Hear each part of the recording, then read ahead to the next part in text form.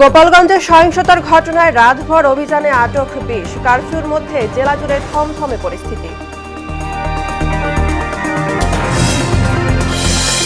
১৫ বছরে মাধ্যমিকের ফল বিপর্যয়ে রেকর্ড। অভ্যুত্থান পরবর্তী অস্থিরতা সহ শিক্ষা প্রতিষ্ঠান বন্ধ থাকায় এমন পরিস্থিতি বলছেন বিশ্লেষকরা।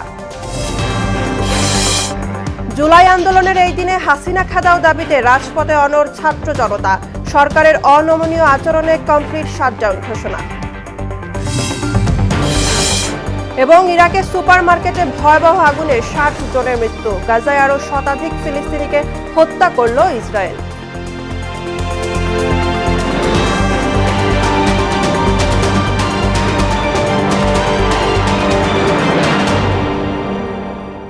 আসসালামু আলাইকুম, সবাইকে মোহনা সংবাদে স্বাগত। শুনছিলেন শিরোনাম, পুরো সংবাদের সঙ্গে আছি বুশরা জাহানিমা। এবার বিস্তারিত। এনসিপির পদযাত্রা ঘিরে বুধবার দফায় দফায় সংঘর্ষের পর রাত থেকে গোপালগঞ্জে চলছে কারফিউ। শেষ হবে আজ সন্ধ্যা ৬টায়। সকাল থেকে জেলার গুরুত্বপূর্ণ স্থানে বিরাজ করছে থমথমে পরিস্থিতি। শহরের গুরুত্বপূর্ণ স্থানে মোতায়েন রয়েছে আইন শৃঙ্খলা বাহিনীর বিপুল সদস্য। কারফিউর কারণে স্থানীয় বাস চলাচল বন্ধ রয়েছে, খোলেনি দোকানপাট। তবে সড়কে সাধারণ মানুষের উপস্থিতি রয়েছে। এদিকে কারফিউর মধ্যে বুধবার রাতে অভিযান চালিয়ে ২০ জনকে আটক করেছে যৌথ বাহিনী। তাদের গোপালগঞ্জ সদর থানায় হস্তান্তর করা হয়েছে। গোপালগঞ্জে বর্তমান পরিস্থিতি জানাতে আমাদের সঙ্গে যুক্ত হচ্ছেন সহকর্মী মাসুদ পারভেজ। পারভেজ, কাল থেকেই তো গোপালগঞ্জে থমথমে পরিস্থিতি বিরাজ করছে। বর্তমানে কারফিউ সহ জেলার সার্বিক পরিস্থিতি কেমন জানাবেন?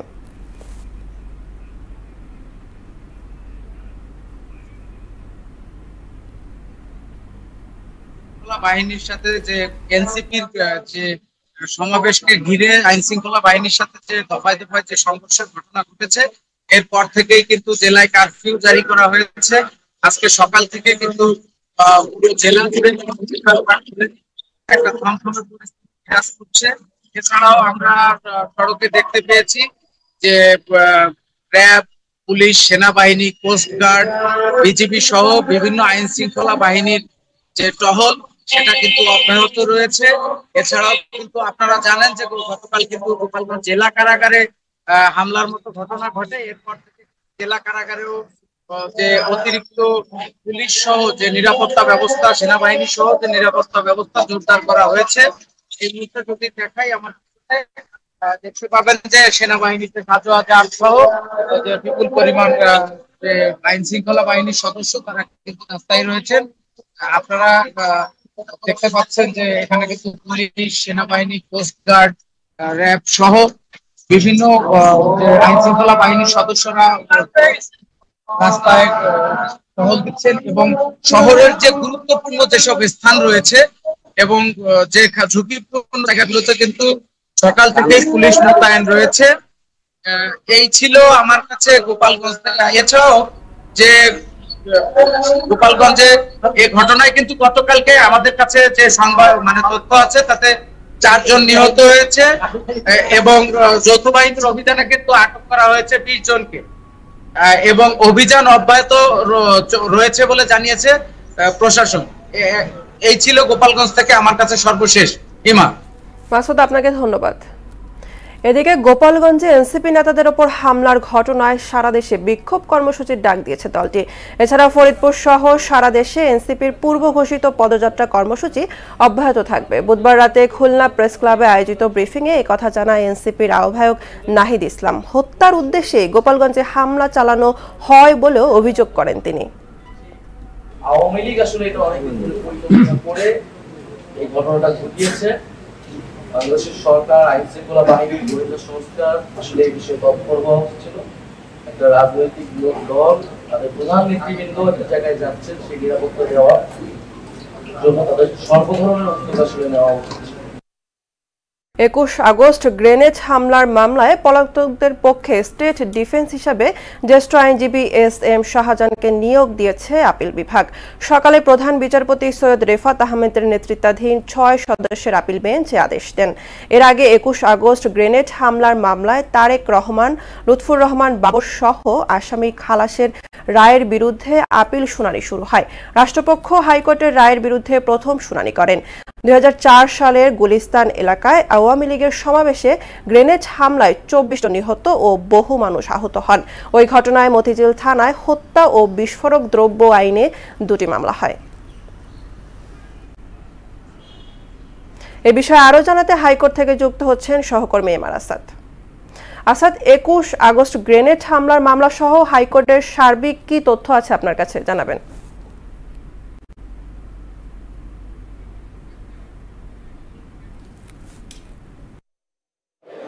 ইমা, সকাল থেকে আজকে যে শুনানি চলছে সেই যে প্রধান বিচারপতি সৈয়দ রিফাত হাসানের নেতৃত্বে 6 সদস্যের একটি বেঞ্চ, হাইকোর্টের একটি বেঞ্চ, বিশেষ বেঞ্চে কিন্তু শুনানি চলছে এবং এই শুনানি এখন পর্যন্ত চলছে এবং এটি যেহেতু প্রথম দিনের শুনানি এখন পর্যন্ত কিন্তু আমরা ব্রিফিংয়ের অপেক্ষা করছি। তবে আপনাকে এতটুকু জানিয়ে রাখতে চাই যে যেহেতু আপনি বলছিলেন যে 2004 সালের 21শে আগস্ট যে গ্রেনেড হামলার মামলাটি রয়েছে, যেটি আসলে আওয়ামী লীগের সমাবেশে গ্রেনেড হামলাটি হয়েছিল এবং সেই মামলায় কিন্তু 2টি মামলা হয়েছে, সেখানে কিন্তু 2টি মামলা হয়েছিল মতিঝিল থানায়, একটি হচ্ছে হত্যা মামলা এবং আরেকটি বিস্ফোরক আইনের মামলা। এবং এরই ধারাবাহিকতায় 2008 সালে তত্ত্বাবধায়ক সরকারের শাসন আমলে সেই সময় কিন্তু সিআইডি একটি তদন্ত প্রতিবেদন দাখিল করেছিল এবং পরবর্তীতে 2009 সালে যখন আওয়ামী লীগ সরকার ক্ষমতায় আসে তারা কিন্তু অধিকতর তদন্তের জন্য আরও 30 জনকে যুক্ত করে এবং এর মধ্যে বিএনপির ভারপ্রাপ্ত চেয়ারপারসন তারেক রহমানও কিন্তু ছিলেন। এবং 2018 সালে একটি রায়ে সাবেক স্বরাষ্ট্রমন্ত্রী লুৎফুজ্জামান বাবর এবং সাবেক শিক্ষা উপমন্ত্রী আব্দুল সালাম পিন্টু সহ প্রায় 19 জনকে কিন্তু মৃত্যুদণ্ড দেওয়া হয় এবং এছাড়া আরও 19 জনকে যাবজ্জীবন সাজার পাশাপাশি 11 জনকে বিভিন্ন মেয়াদে কারাদণ্ড দেওয়া হয়। এবং 5 আগস্টের পরেই কিন্তু মূলত যে আপিলের যেটি চলছিল তখন ডেথ রেফারেন্স আপিল এবং যে জেল আপিল যে শুনানিগুলো তখনও কিন্তু চলছিল এবং 5 আগস্টের পরবর্তীতে সেই যে নতুন করে হাইকোর্টের বেঞ্চ গঠন করা হয় এবং সেই হাইকোর্টের বেঞ্চে সব আসামিকেই কিন্তু খালাস দিয়ে দেওয়া হয় গত বছরের ডিসেম্বরের 1 তারিখ। এবং এরপরে কিন্তু রাষ্ট্রপক্ষ একটি লিভ টু আপিল করে এবং সেই লিভ টু আপিলের আপিল বিভাগ গ্রহণ করে এবং তারই কিন্তু শুনানি আজকে চলছে। তো আমার কাছে এখন পর্যন্ত হাইকোর্টের থেকে এই ছিল সবশেষ। ইমা। আসাদ, আপনাকে ধন্যবাদ। এসএসসি ও সমমান পরীক্ষার ফল বিপর্যয়ে গেল 15 বছরের রেকর্ড ভঙ্গ হয়েছে। এর পেছনে শিক্ষার মানে ঘাটতি নাকি যখন তখন শিক্ষাক্রম পরিবর্তন, এমন প্রশ্ন উঠেছে। তবে জুলাই গণঅভ্যুত্থানের পর শিক্ষা প্রতিষ্ঠানে অস্থিরতার পাশাপাশি স্কুল বন্ধ থাকায় ঠিকমতো পড়াশোনা না হওয়াকে একটি কারণ হিসেবে চিহ্নিত করছেন বিশ্লেষকরা। এসএসসির ফল বিপর্যয় নিয়ে শামীমুজ্জামান চৌধুরীর বিশেষ প্রতিবেদন। চলতি বছরের এসএসসি ও সমমান পরীক্ষায় গত বছরের থেকে পাশের হার কমেছে 14.5% এবং জিপিএ 5 কম পেয়েছে 43,097 জন। 134 শিক্ষা প্রতিষ্ঠানে পাশ করেনি কোনো পরীক্ষার্থী। গত 1.25 যুগে পাবলিক পরীক্ষার ফলাফলে এমন বিপর্যয় দেখা যায়নি। করোনা মহামারীর পর পড়ালেখায় সেট পড়া এবং পরবর্তীতে রাজনৈতিক অস্থিরতাকে কারণ হিসাবে টানছেন অভিভাবক শিক্ষার্থীরা। খাতা, marking systems and exam patterns সবকিছু ডিফারেন্ট করছে, অনেক স্ট্যান্ডার্ড। যেটা বলবো যে নেক্সট যারা এসএসসি ক্যান্ডিডেট ভালো মতন পড়াশোনা করো, বই পড়ো। অনেক এফোর্ট দিচ্ছে, 2 মার্কের জন্য ছাড়ছে। এবার গণিত বিষয়ে বড় ধরনের ফল বিপর্যয় ঘটেছে। গত 15 বছরে পরীক্ষার ফলাফল ফুলিয়ে ফাঁপিয়ে প্রকাশের অভিযোগ ছিল আওয়ামী লীগ সরকারের বিরুদ্ধে, কিন্তু অন্তর্বর্তী সরকার এবার সে পথে হাঁটেনি। আমরা বলেছি যে আমাদের নির্দেশনা বিশেষ কোনো নাই, নির্দেশনা আপনারা শিক্ষক সঠিক পেলে যা প্রাপ্য তাই দিবেন, যা প্রাপ্য নয় তা দিবেন না। ফল বিপর্যয়ের জন্য শিক্ষা প্রতিষ্ঠানের কম বেশি গাফিলতি দেখতে পাচ্ছেন বিশেষজ্ঞরা। গণিতের প্রশ্ন এবার কঠিন হয়েছে এবং সাথে সাথে মূল্যায়নটিও এখন মূল্যায়ন প্রক্রিয়াতেও পরিবর্তন আনা হয়েছে এবং মূল্যায়ন প্রক্রিয়া যথেষ্ট কঠিন ছিল বলে অনেকে ধারণা করছে। কিন্তু এগুলো সবগুলি হলো উপরিতল কারণ, এর গভীরে আমাদের ঢুকতে হবে। গভীরে যদি আমরা না ঢুকতে পারি তাহলে কিন্তু আমাদের প্রতিবারই এই ধরনের বিপর্যয় হবে। অনেক প্রতিষ্ঠান আছে, মাদ্রাসা আছে, যেখানে একজন শিক্ষক হয়তো 50 জন বা 60 জন শিক্ষার্থীর ক্লাস নেন, তো একটি ক্লাসের সময় কতক্ষণ থাকে, তো সেই অনুযায়ী দেখা যায় একজন শিক্ষার্থী তো গড়ে 2 মিনিট 3 মিনিট সময় পায় না এবং একই সাথে যা উনি বুঝালেন, যা পড়ালেন, শিক্ষার্থীদের কাছ থেকে সেই বিষয়টি তিনি কিন্তু যথাযথভাবে শোনার সুযোগ পান না বা দেখার সুযোগ পান না। শিক্ষার্থীরা পাঠ্যক্রম অনুযায়ী প্রতিটি শ্রেণীতে যথাযথ দক্ষতা অর্জন করতে পারছে কিনা সেদিকে খেয়াল রাখা উচিত বলেও মত তাদের। লম্বা সময় ধরে এটা অনিয়মিত কারিকুলার মধ্যে দিয়ে যাচ্ছিল। ক্লাস 6-এ খুব সম্ভবত এরা যখন পড়ে তখন করোনা আসলো, 7-এ প্রায় শেষের দিকে এসে অর্থাৎ অটো পাশে একটা ইস্যু ছিল। পরবর্তীতে ওদের লার্নিং গ্যাপ তৈরি হয়েছে সুস্পষ্ট, এবং আমরা সবসময় এটা আগেতে বলতাম যে লার্নিং গ্যাপটা যদি প্রপারলি মিটিগেট না করা হয় তাহলে এরা কিন্তু সামনে যতই আগাবে ততই ধাক্কা খাবে। সেই ধাক্কারই সিমটম মনে হচ্ছে এটা। তাহলে এই সামগ্রিক অবস্থা বিচার বিবেচনার জন্য আমাদেরকে একটা ভালো কার্যপদ্ধতি গবেষণা করা দরকার। অন্তর্বর্তী সরকারের সময়ে এসএসসির খাতা মূল্যায়নে পরীক্ষকদের ছিল না ওভার মার্কিং, যতটুকু লিখবে ততটুকুই নাম্বার দিতে হবে এমন নির্দেশনা, ফলে কমেছে পাশের হার। শামীমুজ্জামান চৌধুরী, মোহনা সংবাদ, ঢাকা। এবার জুলাই গণঅভ্যুত্থান নিয়ে আমাদের বিশেষ আয়োজন রক্তাক্ত জুলাই।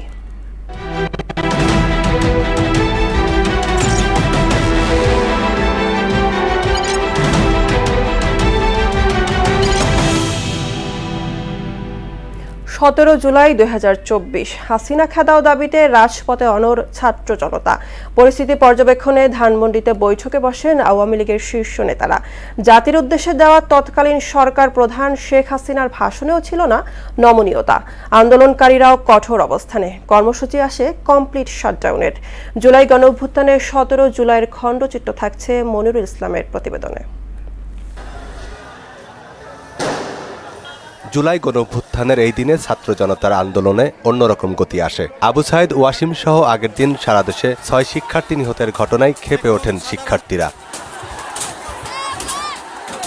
নিহতদের স্মরণে ঢাকা বিশ্ববিদ্যালয় সহ সারা দেশের বিভিন্ন শিক্ষা প্রতিষ্ঠানে গায়বানা জানাজা অনুষ্ঠিত হয়। এতে পুলিশি হামলার ঘটনায় ফুঁসে ওঠে গোটা দেশ। দেশের বিভিন্ন এলাকায় বিক্ষোভ, সড়ক মহাসড়ক অবরোধ, কফিন মিছিল সহ দফায় দফায় সংঘর্ষের ঘটনা ঘটে। ব্যারিকেড ভেঙে শাহবাগে অবস্থান নেয় শিক্ষার্থীরা।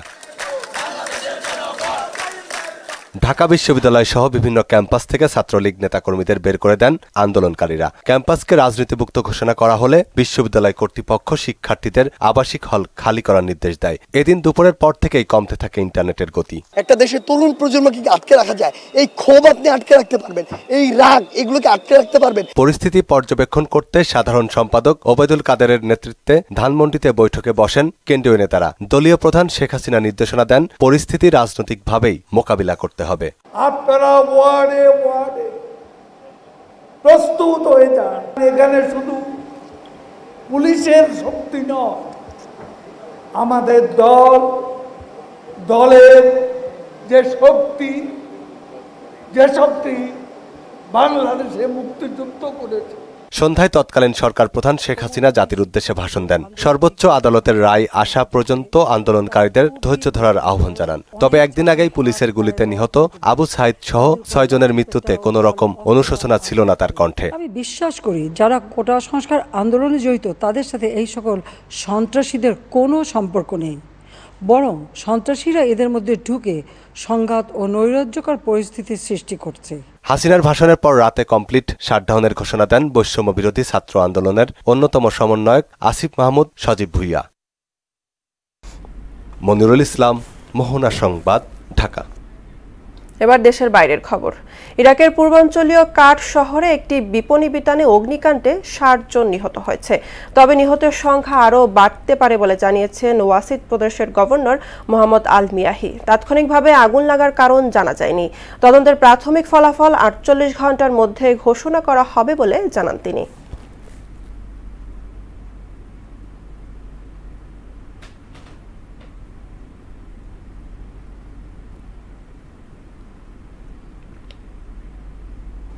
গাজায় ইসরায়েলি হামলায় আরও শতাধিক ফিলিস্তিনি নিহত হয়েছে। এদিকে সিরিয়ার সামরিক সদর দফতর ও প্রতিরক্ষা মন্ত্রণালয় সহ 160টি স্থানে তেল আবিবের বিমান হামলায় 3 জন নিহত ও 34 জন আহত হয়েছে। এদিকে প্রধানমন্ত্রী বেঞ্জামিন নেতানিয়াহু ও সাবেক প্রতিরক্ষামন্ত্রী ইয়োভ গালান্টের বিরুদ্ধে গ্রেফতারি পরোয়ানা বহাল রেখেছে আন্তর্জাতিক অপরাধ ট্রাইব্যুনাল আইসিসি। ইশতিয়াক হোসেনের ডেস্ক রিপোর্ট। গাজায় অসহায় ও ক্ষুধার্ত ফিলিস্তিনিদের উপর ইসরায়েলি বর্বরতা থামছেই না। ত্রাণ বিতরণ কেন্দ্রে খাবারের জন্য অপেক্ষমান নিরন্ন মানুষদের লক্ষ্য করে আবারও গুলি, বোমা ও টিয়ার গ্যাস ছুড়েছে দখলদার বাহিনী। বুধবারের এই ঘটনায় গুলিবিদ্ধ, শ্বাসরোধ ও হুড়োহুড়িতে পদদলিত হয়ে অন্তত 93 ফিলিস্তিনির মৃত্যু হয়েছে। একই দিনে সিরিয়ার সামরিক সদর দপ্তর, প্রতিরক্ষা মন্ত্রণালয় এবং প্রেসিডেন্ট প্রাসাদে হামলা চালিয়েছে ইসরায়েল। গেল দুদিনে দক্ষিণ সিরিয়ার সুয়েদা ও আশপাশের এলাকায় সশস্ত্র বাহিনীর অবস্থান লক্ষ্য করে অন্তত 160টি বিমান হামলা চালিয়েছে ইসরায়েলি সেনাবাহিনী IDF। এতে অন্তত 3 জন নিহত ও 34 জন আহত হয়েছেন বলে জানিয়েছে সিরিয়ার স্বাস্থ্য মন্ত্রণালয়। এদিকে ইসরায়েলের প্রধানমন্ত্রী বেঞ্জামিন নেতানিয়াহু এবং সাবেক প্রতিরক্ষা মন্ত্রী ইয়ভ গ্যালেন্টের বিরুদ্ধে জারি করা গ্রেপ্তারি পরোয়ানা বাতিলের আবেদন খারিজ করে দিয়েছেন আন্তর্জাতিক অপরাধ আদালত ICC। গাজায় গণহত্যার অভিযোগ এবং যুদ্ধ বিষয় ICCর এখতিয়ার চ্যালেঞ্জ করে পরোয়ানা বাতিলের অনুরোধ করে তেল আবিব। যুদ্ধাপরাধের অভিযোগে গেল বছরের নভেম্বরে নেতানিয়াহু ও ইয়ভ গ্যালেন্টের বিরুদ্ধে গ্রেপ্তারি পরোয়ানা জারি করে ICC। ওদিকে গাজা পরিস্থিতি নিয়ে সুখবর রয়েছে বলে জানিয়েছেন মার্কিন প্রেসিডেন্ট ডোনাল্ড ট্রাম্প। হোয়াইট হাউসে কাতারের প্রধানমন্ত্রী শেখ মোহাম্মদ বিন আব্দুল রহমান আল থনির সঙ্গে বৈঠকের আগে এই কথা বলেন বলে এক প্রতিবেদনে জানিয়েছে বার্তা সংস্থা আনাদোলু। ইশতিয়াক হোসেন, মোহনা সংবাদ। বগুড়া সদরের হরিগাড়ি এলাকায় 2 নারীকে গলা কেটে হত্যা করেছে দুর্বৃত্তরা। বুধবার রাত 9টার দিকে ঘটনা ঘটে। নিহতরা হলেন লাইলি খাতুন ও তার পুত্রবধূ হাবিবা বেগম। স্থানীয়রা জানায়, বুধবার রাত 9টার দিকে কয়েক যুবক অস্ত্র নিয়ে লাইলির বাড়িতে প্রবেশ করে প্রথমে লাইলিকে গলা কেটে হত্যা করে। এরপর তার ছেলে পারভেজ আলমের স্ত্রী হাবিবাকেও একইভাবে হত্যা করা হয়। রামদায়ের কোপে গুরুতর আহত হয় হাবিবার মেয়ে বন্যা। এ ঘটনায় রাতেই একজনকে গ্রেফতার করে বগুড়া জেলা পুলিশ। দীর্ঘদিন ধরে সংস্কারের অভাবে বেহাল অবস্থা কুষ্টিয়ার খাজানগড়ের প্রধান সড়কের। বটতলা থেকে পোড়াদহ পর্যন্ত 8 কিলোমিটার সড়কটিতে খানাখন্দের কারণে প্রতিনিয়ত ঘটছে দুর্ঘটনা। বিকল হচ্ছে ছোট বড় যানবাহন। দুর্ভোগ লাঘবে সড়কটি মেরামতের কাজ শুরু কথা জানায় সড়ক বিভাগ। মিলন খন্দকারের প্রতিবেদন, জানাচ্ছেন আফরিন পপি। কুষ্টিয়া চুয়াডাঙ্গা আঞ্চলিক মহাসড়কটি খানাখন্দে বেহাল। প্রধান এই সড়কটির 2 পাশ দিয়ে প্রায় 8 কিলোমিটার এলাকা জুড়ে দেশের বৃহত্তম চালের মোকাম। বটতৈলের এই সড়ক দিয়ে বৃহত্তম চালের মোকাম খাজানগর, পোড়াদাহ কাপুরের হাট সহ আলমডাঙ্গা ও চুয়াডাঙ্গা জেলার মানুষ চলাচল করে। সড়কের উপরিভাগ ভেঙে গিয়ে সৃষ্টি হয়েছে অসংখ্য খানাখন্দের। সামান্য বৃষ্টিতেই গর্তগুলো পানিতে ভরে গিয়ে যানবাহন চলাচলের অনুপযোগী হয়ে পড়ে। বটতৈল পোড়াদাহ সড়ক দিয়ে প্রতিদিন চলাচল করে শত শত যাত্রী ও পণ্যবাহী যানবাহন। কিন্তু ভাঙা সড়কে যানবাহন উল্টে যাওয়া, যানবাহনের যান্ত্রিক ত্রুটি সহ যাত্রী ও পথচারীদের আহত হওয়ার ঘটনা এখন নিত্যদিনের ব্যাপার। রাস্তার অবস্থা খুবই খারাপ, কারণ এই যে বৃষ্টি হলে পানি বেঁধে যায়। একটা রুগী যাইতে গেলে ওই রুগী আরো ডবল অসুস্থ হয়ে যাবে। একটা অটো উল্টে যে একটা বাচ্চা প্রায় মৃত অবস্থায় পড়ে চলে গেছে। মেলের গাড়িগুলাতে যাতায়াত করে উল্টায় যায়, একটা ভালো মতো মাল আমরা ঘরের ভিতরে নিতে পারি না। সমস্যা রাস্তার উঁচা নিচা ভাঙ্গা অসমতল রাস্তা। আমরা আয়কর ট্যাক্স ভ্যাট দিয়ে থাকি, এই টাকা দিয়ে আমাদের রাস্তা আমাদেরই টাকা দিয়ে হওয়া উচিত। সড়ক বিভাগ বলছে, ইতিমধ্যে গুরুত্বপূর্ণ সড়কটি মেরামতের কাজ শুরু হয়েছে। দ্রুতই যান চলাচল ও সাধারণ মানুষের দুর্ভোগ লাঘব হবে। পানি সবসময় রাস্তার উপর জমে থাকে এবং কলকারখানার পানিও রাস্তায় ছেড়ে দেয়। এই পানি নিষ্কাশন করতে পারে না বলেই দেখা যায় পানি জমে জলবদ্ধতা সৃষ্টি হয়ে রাস্তা প্রায়শই নষ্ট হয়। এই পানি নিষ্কাশনের জন্য আমরা খাজানগরে ড্রেন নির্মাণ মাইনর থেকেও ড্রেন নির্মাণ করেছি। ড্রেনের কাজ সমাপ্ত হয়েছে, আশা করি পানি নিষ্কাশন হয়ে যাবে।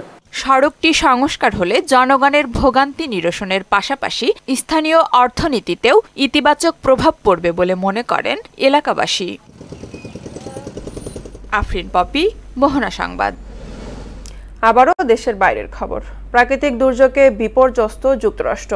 ভারী বৃষ্টিতে সৃষ্ট বন্যায় ডুবছে নিউ জার্সি। এরই মধ্যে প্রাণ হারিয়েছেন অন্তত 2 জন। দেশটিতে একদিকে যখন বন্যায় ডুবছে মানুষ, তখন ওরেগন, কলোরাডো রাজ্যে বিধ্বংসী দাবানলে পড়ছে প্রাণ প্রকৃতি। এরই মধ্যে পুড়ে ছাই হয়েছে 4000 একর বনভূমি। নিরাপত্তার স্বার্থে এরই মধ্যে জরুরি অবস্থা জারি করেছে স্থানীয় কর্তৃপক্ষ। এর মধ্যে পুড়ে গেছে কলোরাডোর কয়েক হাজার একর বনভূমি। আগুন নেভাতে আপ্রাণ চেষ্টা করছেন দমকল কর্মীরা। ফুটবল সাফ অনূর্ধ্ব 20 নারী চ্যাম্পিয়নশিপে আবারও ভুটানের বিপক্ষে মাঠে নামছে বাংলাদেশ। রাজধানী বসুন্ধরা কিংস এরিনায় সন্ধ্যা 7টায় শুরু হবে খেলা। এর আগে সবশেষ ম্যাচে বৈরী আবহাওয়ায় ভুটানের বিপক্ষে 2 ভেন্যুতে খেলে 4-1 গোলে জিতেছে লাল সবুজের যুবা নারীরা। এর ফলে এবারেও দলটির বিপক্ষে জয়ে আত্মবিশ্বাসী আফিদা খন্দকাররা। আসরে এ পর্যন্ত 3 বার মাঠে নেমে 3 বারই জিতেছে তারা। চতুর্থ ম্যাচটিতে জিততে পারলে শিরোপার কাছে আরও এক ধাপ এগিয়ে যাবে বাংলাদেশ। মোহনা সংবাদ যাবার আগে শিরোনামগুলো আরও একবার।